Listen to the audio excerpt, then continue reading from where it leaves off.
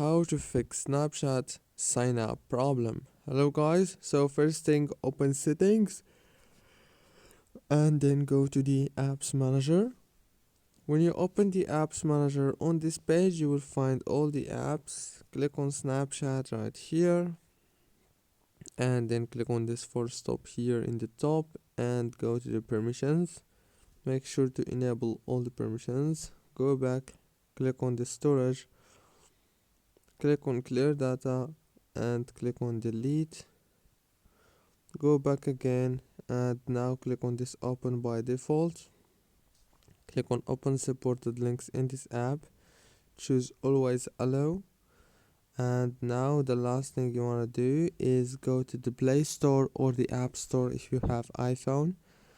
Search for Snapchat and make sure to update it into the latest version.